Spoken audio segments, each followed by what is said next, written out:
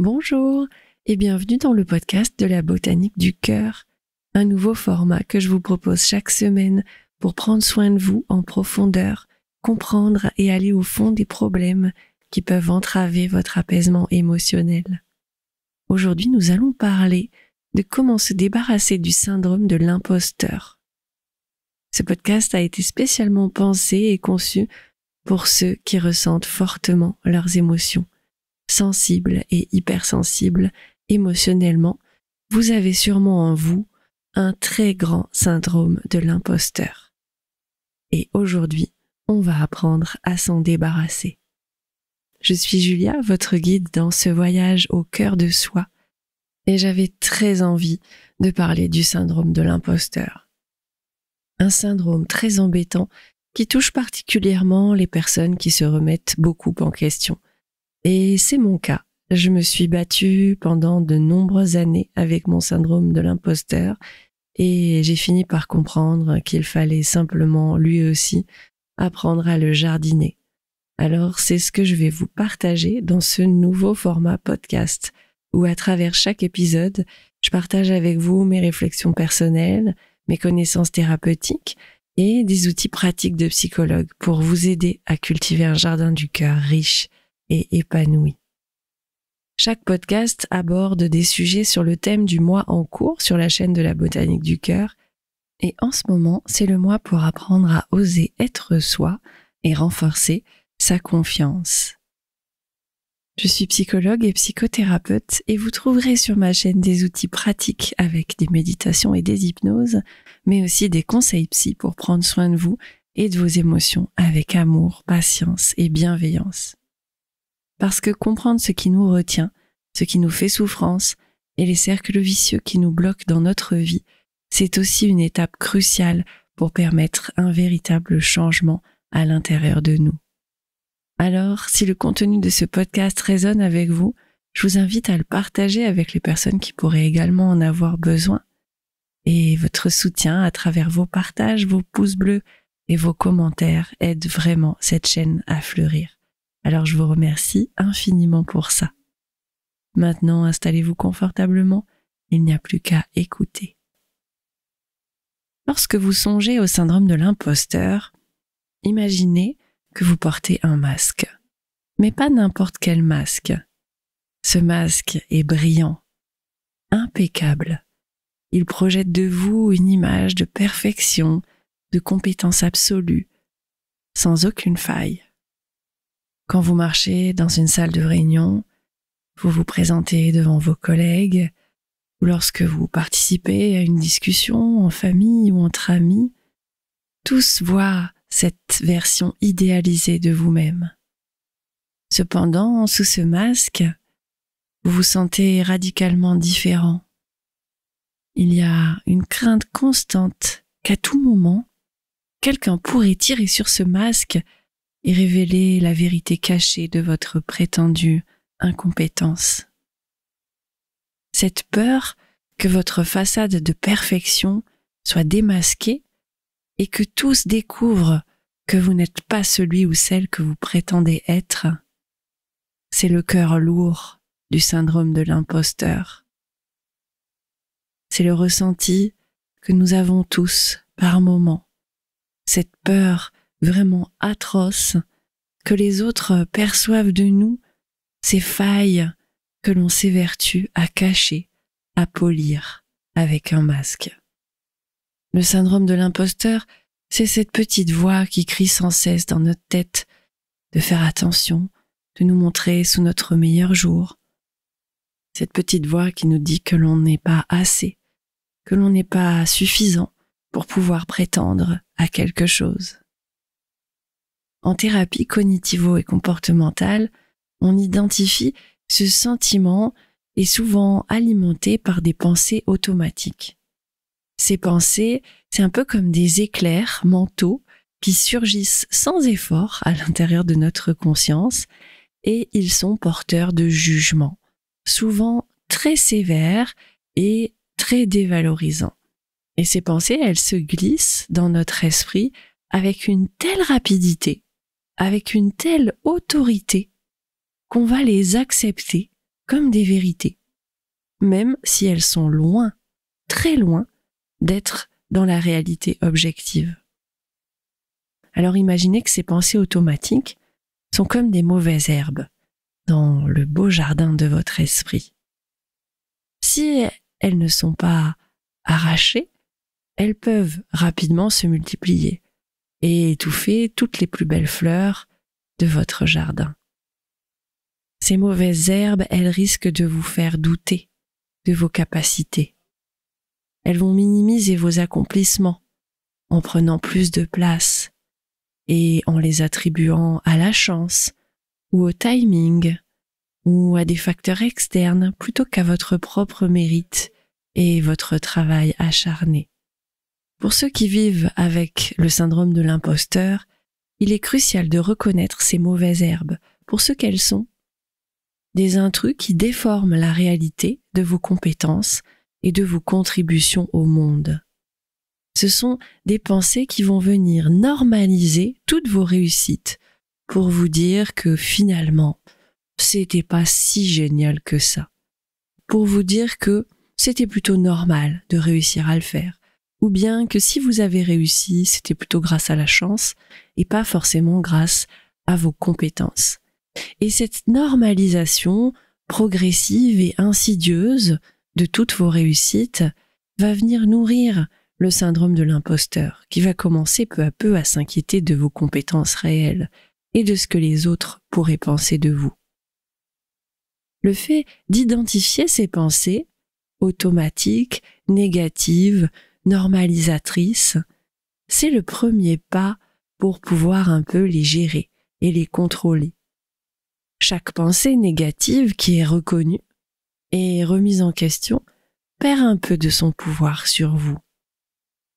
En les confrontant à la réalité, en les examinant à la lumière de la raison et des faits bien concrets, vous pouvez commencer à les arracher symboliquement, une à une, pour libérer l'espace mental nécessaire pour que vos véritables qualités puissent s'épanouir sans entrave à l'intérieur de vous.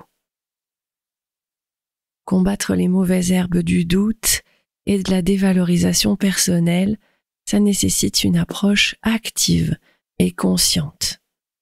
Et l'un des outils les plus puissants à votre disposition est de vous créer un journal des succès. Cet outil va au-delà d'une simple liste de vos réalisations. C'est vraiment une pratique de réflexion qui vise à renforcer votre estime personnelle et à remodeler peu à peu votre perception interne de vous-même. Alors je vous explique comment faire. Il vous faut un joli cahier, un joli journal, faites-vous plaisir et chaque fois que vous allez accomplir quelque chose, grand ou petit, prenez un moment pour le noter dans votre journal. Mais pas simplement la réussite.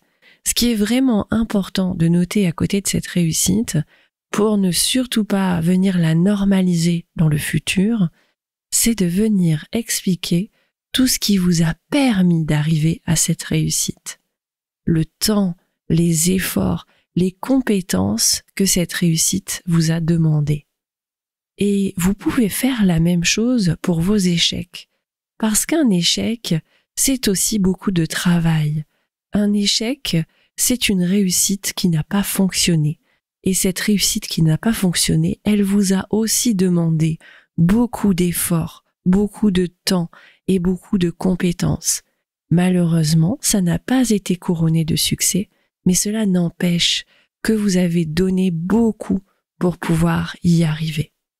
Alors, juste à côté de chacune de vos réalisations, qu'elles soient couronnées de succès ou non, détaillez pourquoi vous avez mérité cette réussite ou cet échec dans le sens de tout ce que vous avez fait malgré l'échec.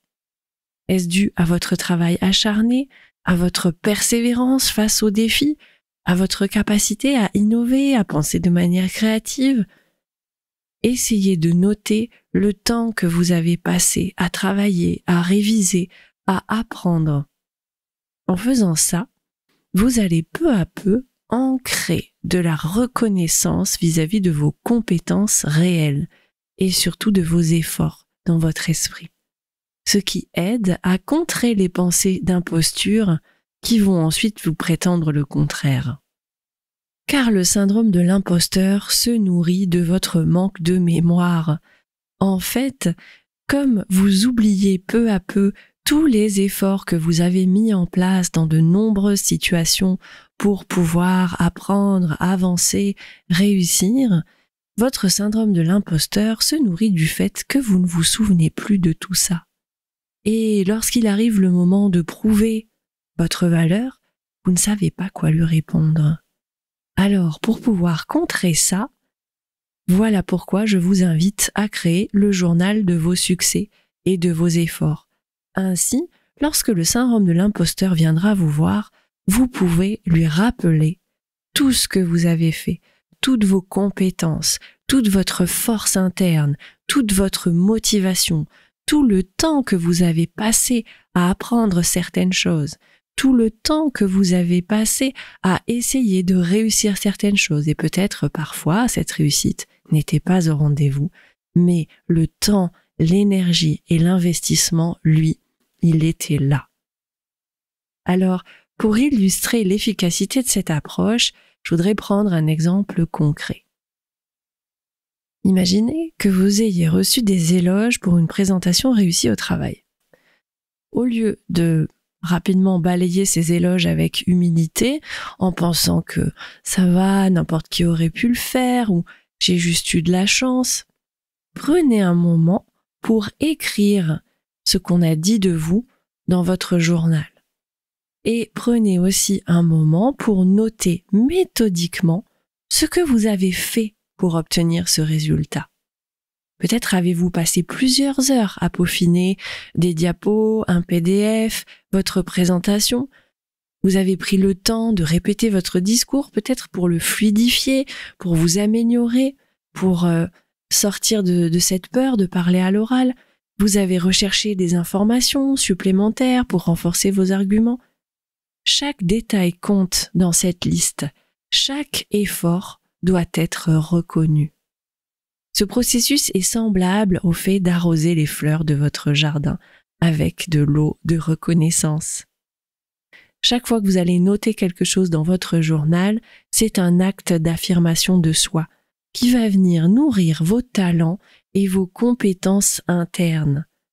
Et ainsi, cela va aider vos fleurs à grandir, à devenir fortes et résilientes pour résister un peu mieux aux mauvaises herbes de l'imposture. Et surtout, le jour où vous aurez totalement oublié tous les efforts que vous avez produits pour réussir à arriver là où vous en êtes, et que votre syndrome de l'imposteur viendra vous dire « Tu n'as pas les compétences pour faire ça » ou « Tu ne devrais pas faire ça, tu n'en es pas digne », vous irez reprendre votre cahier des succès et vous pourrez lui prouver que ce n'est pas le cas et que vous avez en vous beaucoup de ressources, beaucoup de compétences. Même si ces compétences ne sont pas toujours couronnées de succès, elles existent à l'intérieur de vous. Alors voilà, chers jardiniers du cœur, on arrive au terme de cette exploration que j'avais envie de partager avec vous sur comment se défaire de son syndrome de l'imposteur. Et je vous invite vraiment à pratiquer régulièrement ce journal des succès. Votre jardin intérieur est très riche, mais on a tendance à oublier tout ce que l'on possède à l'intérieur de nous. Et pour ça, la meilleure des manières, c'est de le noter et d'aller se nourrir de ça, de venir renforcer votre confiance en vous en prenant conscience de tout ce que vous possédez. Et ainsi vous aurez plus d'arguments la prochaine fois pour discuter de manière interne avec votre syndrome de l'imposteur. Et peu à peu, vous verrez qu'il se rangera à votre avis, car vous aurez des faits concrets à lui montrer pour lui dire « Ben oui, regarde, tout va bien ». Et en plus, rappelez-lui que l'on n'a pas besoin d'être parfait pour être soi, car nous sommes des humains et que les humains sont imparfaits. Et c'est ce qui fait leur charme c'est ce qui fait leur beauté. Alors, ne reniez pas votre humanité, bien au contraire, savourez-la, mettez-la en avant. Osez être vous-même tel que vous êtes, dans vos failles comme dans vos réussites. C'est l'entièreté de qui vous êtes qui est importante. Alors, si ce podcast vous a parlé, je vous invite à le partager, à me laisser un petit pouce bleu et un commentaire pour me parler un peu de votre syndrome de l'imposteur. Je vous souhaite une très belle journée et je vous laisse en compagnie de ma playlist Oser être soi et renforcer sa confiance. À bientôt!